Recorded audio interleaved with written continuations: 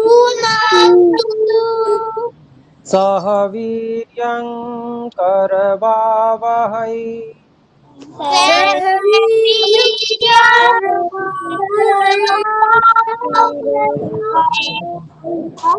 तेजस्विनावधीतमस्तु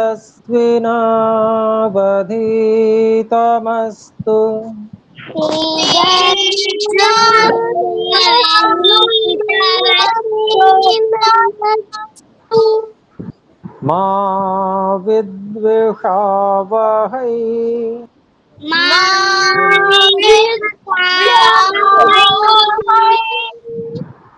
ॐ शान्तिः शान्तिः शान्तिः। शांति शांति शांति।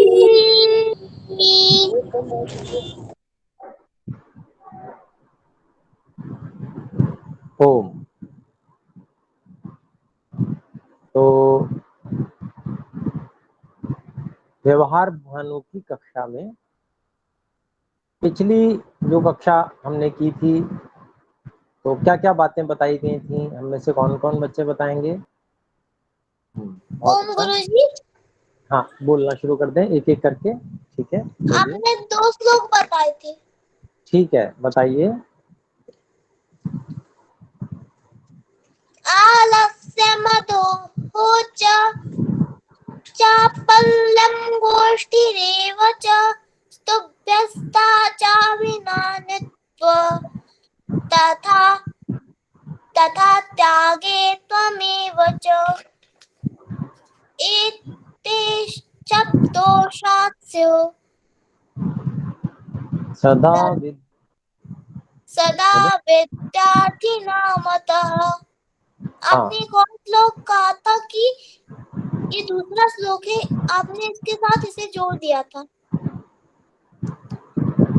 सुखार्थी न कुतो विद्या नास्ति विद्यार्थिन सुखम सुखार्थी वो तजे विद्या विद्यार्थी वो तजे सुखम।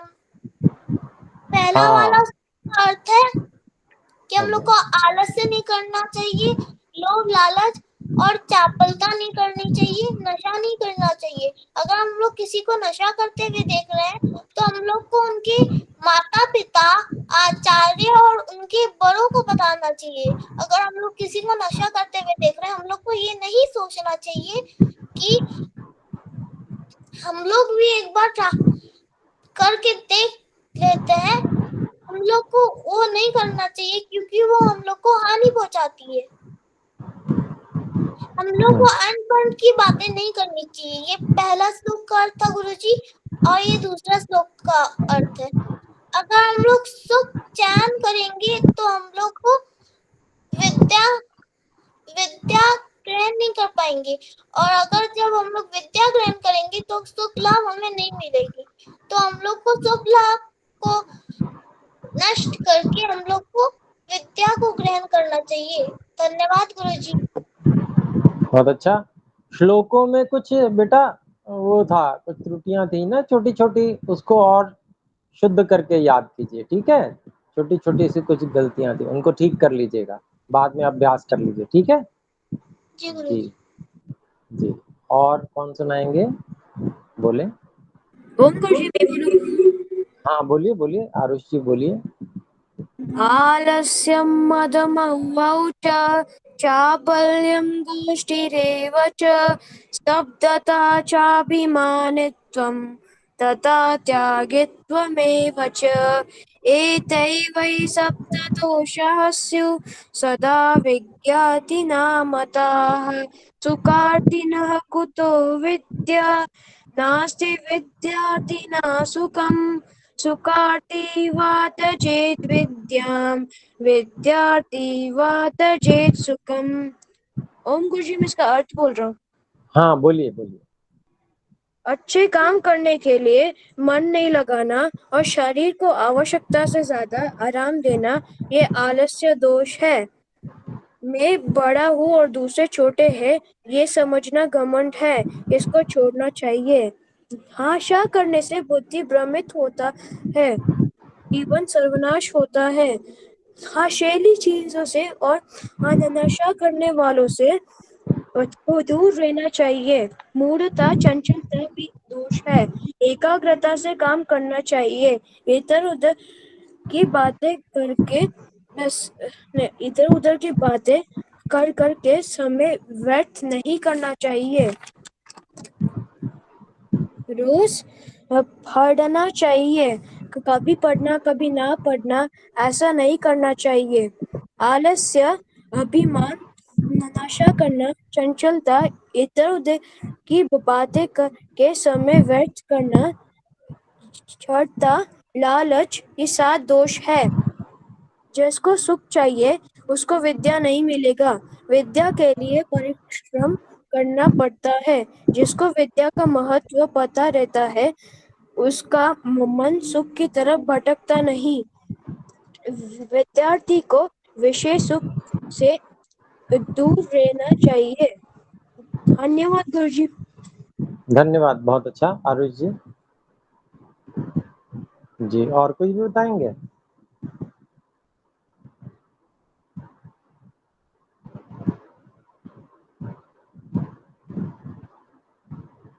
चलिए, तो ठीक है, तो सभी लोग, हाँ जी बोलें। आलस्यं मधुमेहौ च चापल्यं गोष्ठिरेव च स्तब्धता चाभिमानित्वं तथा त्यागित्वमेव च एते वै शब्ददोषा स्युः।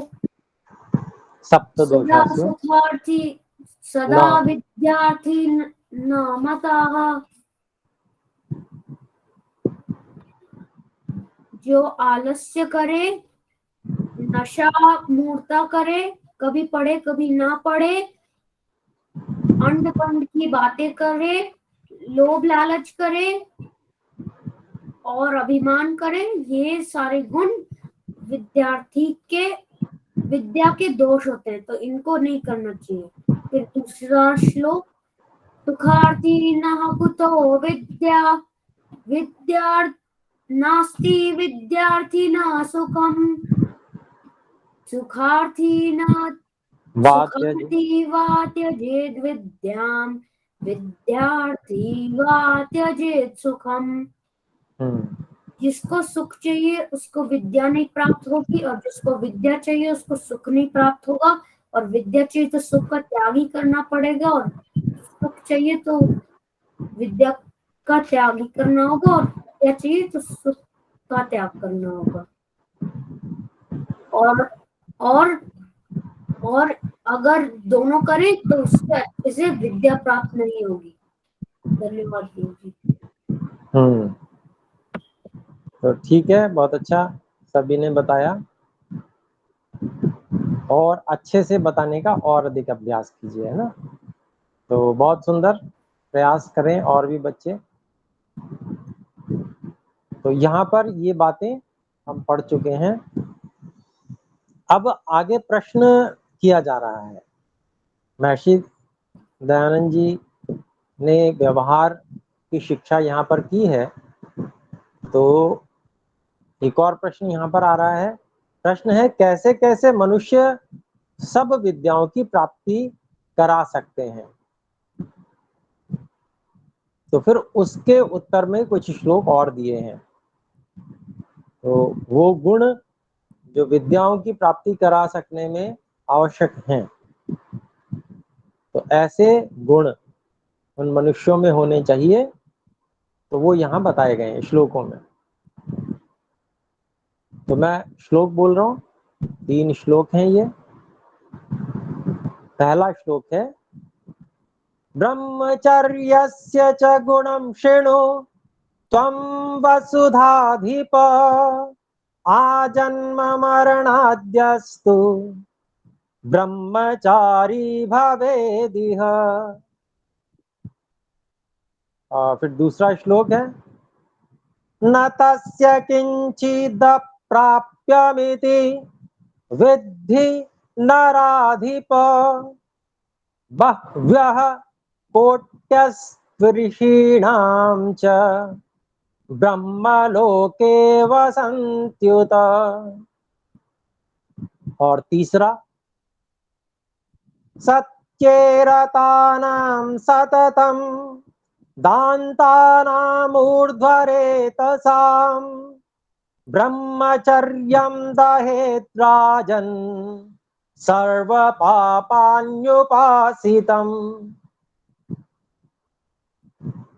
तो ये श्लोक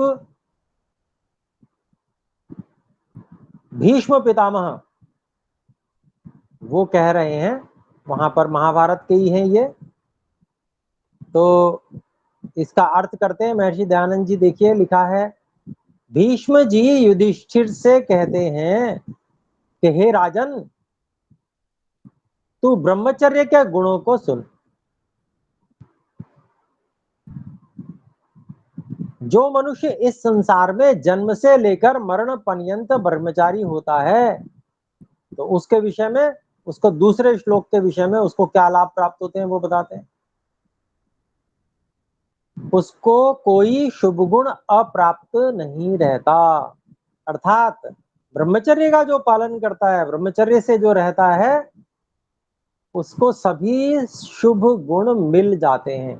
उसमें सभी गुणों का आधान हो जाता है उस बालक में, उस ब्रह्मचारी में। सभी उत्तम गुण उसमें आ जाते हैं जिसमें ब्रह्मचर्य आ जाता है। ऐसा तू जान कि जिसके प्रताप से अनेक करोड़ ऋषि ब्रह्म लोक अर्थात सर्वानंद स्वरूप परमात्मा में वास करते और इस लोक में भी अनेकों सुखों को प्राप्त होते हैं। तो इसी ब्रह्मचर्य का क्या प्रताप है वो यहाँ वर्णित हो रहा है। महर्षि दयानंद जी वर्णन कर रहे हैं। भीष्म जी युधिष्ठिर जी को कह रहे हैं श्लोक के माध्यम से कि पहली बात तो ये कि जो ब्रह्मचारी होता है उसको कोई शुभ गुण प्राप्त न हो, ऐसा कभी हो ही नहीं सकता। सारे शुभ गुण उसे प्राप्त होते हैं और इसी ब्रह्मचर्य के प्रताप से करोड़ों ऋषि ब्रह्मलोक को प्राप्त हो गए। ब्रह्मलोक को प्राप्त होना मतलब उसका क्या अभिप्राय है?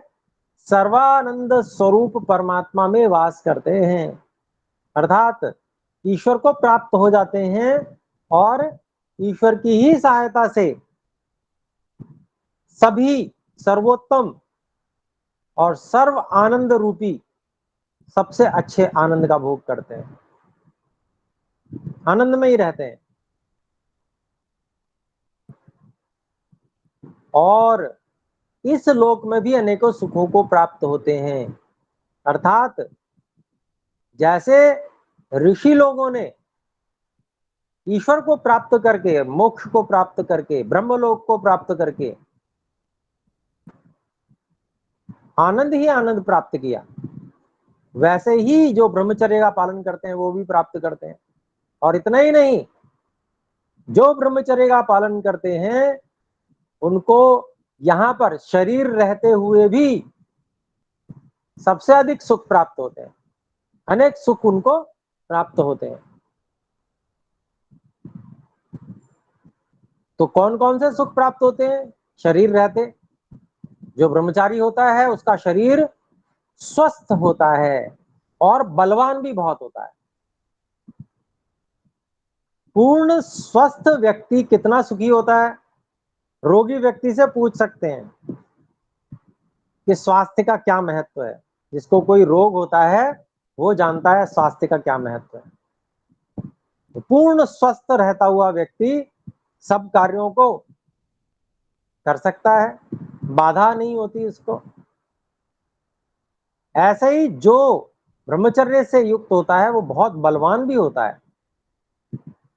तो बलवान होने के कारण से उसका कोई कार्य रुकता नहीं, सब कार्य उसके हो जाते हैं, अपने बल का प्रयोग कर लेता है, बुद्धि का प्रयोग कर लेता है। और जिसके पास में बुद्धि का बल है, शरीर का बल है, उसको संसार में भला कौन सी वस्तु अप्राप्त हो सकती है? बुद्धिमान व्यक्ति और शरीर का भी बल हो तो संसार की सभी वस्तुएं, सभी सुख उसको मिल सकते हैं, वो सभी को प्राप्त कर सकता है। फिर तीसरे श्लोक का अर्थ करते हुए महर्षि दयानंद जी लिखते हैं, और यहां भी भीष्म पितामह युधिष्ठिर जी को उपदेश कर रहे हैं, जो निरंतर सत्य में रमण, सत्य में रमण करना मतलब संसार वास्तव में जैसा है, जिस वस्तु का जितना महत्व है उसको उतना ही महत्व देते, वैसा ही व्यवहार करते, यथा योग्य व्यवहार करते हैं हर वस्तु हर व्यक्ति के साथ में, सही सही, इसको सत्य में रमण करना कहते हैं। सच्चाई ही जानना, सच्चाई ही मानना, और उस सच्चाई के अनुसार ही सबके साथ में व्यवहार करना, यही सत्य में रमण करना हुआ। फिर पहली बात हुई जो निरंतर सत्य में रमण करते, दूसरा जितेंद्रिय, इंद्रियों को पूरी तरह से वश में रखते हैं, खुला नहीं छोड़ देते, जैसे मर्जी जहां मर्जी अनावश्यक रूप से भी कहीं भी देख रहे हैं, कहीं भी कोई भी बातें सुन रहे हैं, ऐसे इंद्रियों को खुला नहीं छोड़ते, बल्कि जितेंद्रिय रहते हैं, अर्थात इंद्रियों को अपने वश में रखते हैं, अपने उद्देश्य के अनुसार इंद्रियों का उपयोग करते हैं। जहां देखना आवश्यक है वहीं देखते हैं, सभी जगह नहीं देखते फिरते। ऐसे ही और बाकी इंद्रियों को भी वश में रखकर अपने लक्ष्य, अपने उद्देश्य के अनुसार उसका उपयोग जो करता है वो जितेंद्रिय होता है। तो जो निरंतर सत्य में रमण करते, जो जितेंद्रिय होते। फिर शांत आत्मा, चंचलता नहीं है जिसमें, शांत रहता है, प्रसन्न रहता है, ऐसा शांत स्वरूप वाला व्यक्ति, ये भी उसका गुण है। फिर उत्कृष्ट शुभ गुण स्वभाव युक्त, जिसके सभी गुण बहुत उत्कृष्ट हैं। एक तो सामान्य, एक अच्छा गुण होता है किसी में तो वो इसका स्तर सामान्य होता है, कम स्तर का भी होता है, लेकिन एक शुभ गुण किसी में है तो वो बहुत ऊंचे स्तर का है। क्वालिटी होती है ना अलग अलग, कम क्वालिटी, अच्छी क्वालिटी, सबसे अच्छी क्वालिटी, तो वही उत्कृष्टता का अभिप्राय है कि जो शुभ गुण ब्रह्मचारी में होते हैं वो अत्यंत उत्कृष्ट होते हैं। उन शुभ गुणों से, गुणों के स्वभाव युक्त वो होता है। और रोग रहित, वो रोग रहित भी होता है। पराक्रम सहित शरीर, शरीर में क्या है, कोई रोग नहीं होता, निरामय होता है, आरोग्यवान होता है, रोग रहित शरीर वाला। और पराक्रम सहित, उत्साह होता है शरीर में, कार्यों को करने के लिए तुरंत तैयार, ऐसा उत्साह और पराक्रम वाला ऐसा शरीर। ब्रह्मचर्य अर्थात वेदादि, ब्रह्मचर्य के माध्यम से ये सब होता है। क्या क्या मिलता है, सत्य में वो रमण करता है, जितेंद्रिय, इंद्रियों पर नियंत्रण रखता है, शांत रहता है, उत्कृष्ट शुभ गुण से युक्त रहता है, उनके स्वभाव वाला होता है, शरीर भी रोग रहित और पराक्रम वाला होता है। तो ऐसा जो ब्रह्मचर्य सेवन करता है, और ब्रह्मचर्य किसे कहते हैं ये और स्पष्ट कर रहे हैं इसमें, देखिए ब्रह्मचर्य अर्थात वेदादि और सत्य शास्त्र और परमात्मा की उपासना का अभ्यास कर्म आदि करते हैं। तो ये सब कार्य जो करते हैं, ब्रह्मचर्य का पालन जो करते हैं, अर्थात ब्रह्मचर्य का पालन करने का अभिप्राय वेद आदि सत्य शास्त्रों में समय को लगाते हैं, उनका चिंतन मनन करते हैं, वेद आदि सत्य शास्त्रों को पढ़ना पढ़ाना, ये ब्रह्मचर्य पालन के अंतर्गत आता है। और ईश्वर की उपासना, परमात्मा की उपासना करना।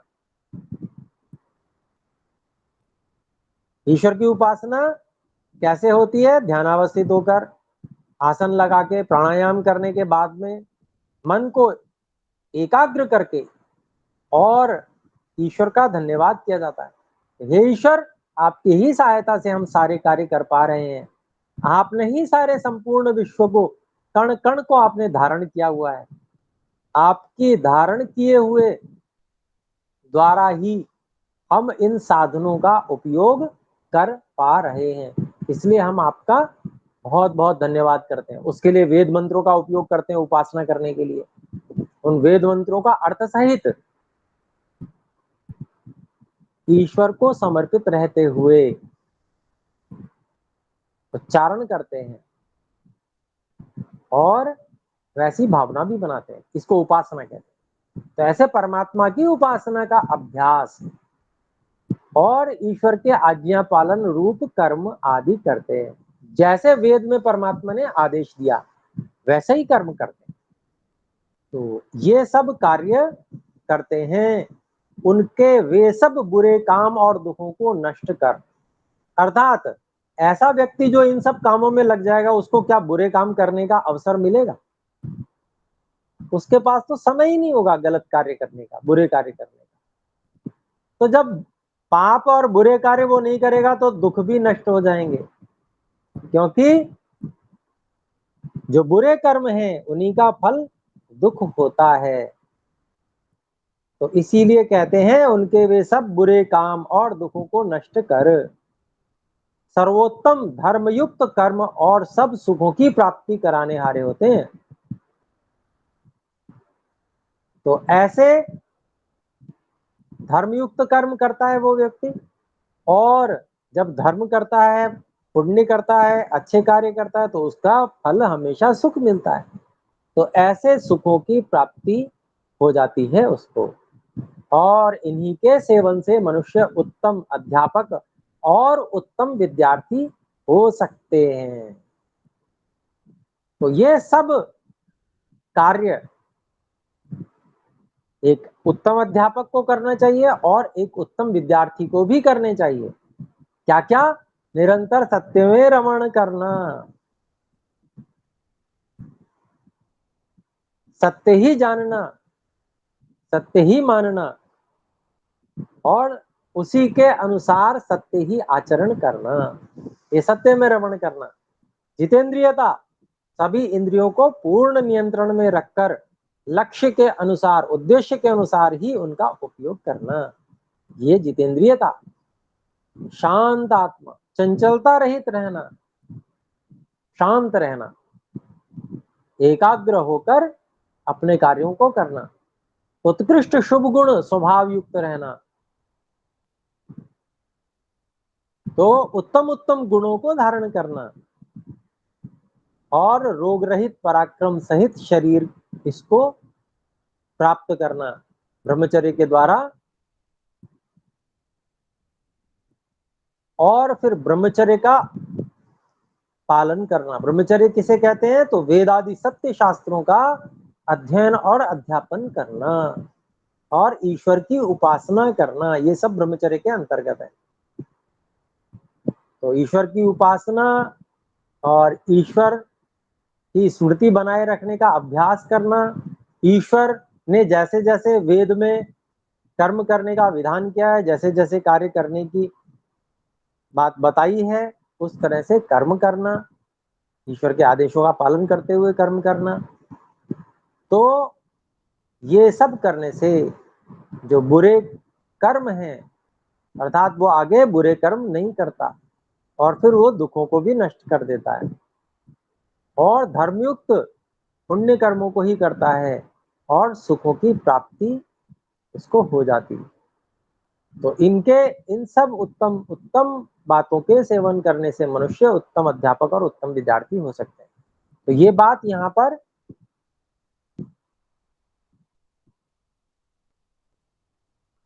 पितामह भीष्म युधिष्ठिर जी को बता रहे हैं, और यहाँ पर उन श्लोकों का महर्षि दयानंद सरस्वती जी ने उत्तम प्रकार से अर्थ करके हमको बहुत अच्छी बातें यहाँ समझाई।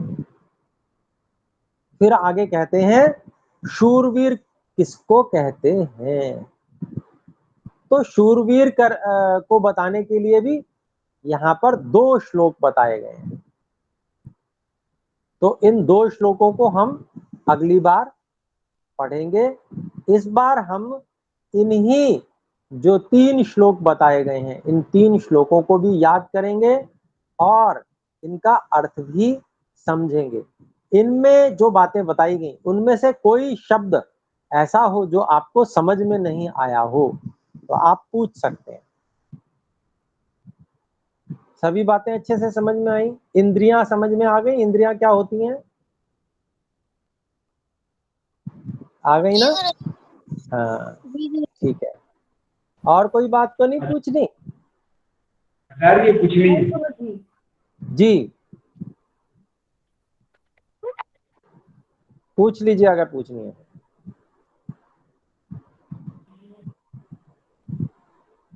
चलिए ठीक है, पूछनी है तो पूछ लीजिए, फिर प्रश्न कीजिए। बोलिए बोलिए। प्रश्न ये इंद्रियों के बारे में बताइए। इंद्रियां, हाँ, इंद्रियां जो हैं, देखिए 2 प्रकार की इंद्रियां हैं, ज्ञानेंद्रियां और कर्मेंद्रियां। और तीसरा मन जो है वो दोनों का कार्य करता है, ज्ञानेंद्रियों का और कर्मेंद्रियों का। तो 5 ज्ञानेंद्रियां हैं और 5 कर्मेंद्रियां हैं। तो 5 ज्ञानेंद्रियां कौन कौन सी हैं? तो चक्षुर इंद्रिय एक इंद्रिय हो गई जिससे हम आंखों से देखते हैं। फिर घ्राण इंद्रिय दूसरी इंद्रिय जिससे हम सूंघते हैं। कर्णेंद्रिय अर्थात कान जिनसे हम सुनते हैं। चौथी हो गई रसना इंद्रिय जिससे हम चखते हैं। और 5वीं है स्पर्श इंद्रिय जो जिससे हम छूते हैं। पूरे शरीर में ये व्यापक है। तो ये ज्ञानेंद्रियां हैं, इनसे हम ज्ञान करते हैं, जानते हैं। ठीक है, तो ये ज्ञानेंद्रियां हो गई, इन पर पूरी तरह से नियंत्रण करना। ऐसे ही कर्मेंद्रियां, हस्त हाथ, 2 हाथ हैं हमारे, पाद पैर हैं 2, और वाक वाणी, जिनका हम 3 का हम अच्छी प्रकार से मुख्य रूप से उपयोग करते हैं।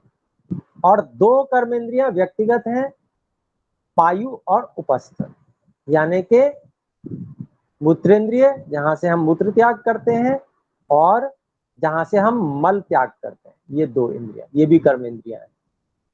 तो बाकी जो 3 इंद्रियां हैं, हस्त और पाद और वाणी, इनसे हम अधिकांश बाहरी व्यवहार सबसे करते हैं। तो ये ज्ञानेंद्रियां और कर्मेंद्रियां, और एक मन, ये मन जो है इसको उभय इंद्रिय कहा जाता है। अर्थात ये दोनों का सहयोग करता है, ज्ञानेंद्रियों का भी ज्ञान प्राप्त करने में भी सहयोग करता है, कर्मेंद्रियों का भी सहयोग करता है, कर्मों को करने में भी सहयोग करता है। तो इसलिए इसको उभयम इंद्रियम कहा जाता है, उभय इंद्रिय। ठीक है, तो ये 11 इंद्रियां हैं मन को मिलाकर। तो इन पर पूरी तरह से नियंत्रण रखना, ये जितेंद्रियता होती है, इसीलिए वहां पर जितेंद्रिय रहना कहा है। लक्ष्य के अनुसार, जो उद्देश्य है उसके अनुसार ही केवल इनका उपयोग करना, व्यर्थ में ही इनकी शक्ति को नष्ट नहीं करना, ये जितेंद्रियता है। तो मैं समझता हूँ उत्तर आ गया होगा। तो आइए अब एक बार ओम का उच्चारण करें।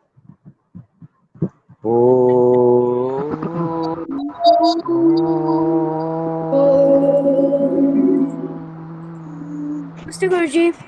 नमस्ते सभी को, नमस्ते गुरुजी। नमस्ते। नमस्कार सर जी। नमस्ते।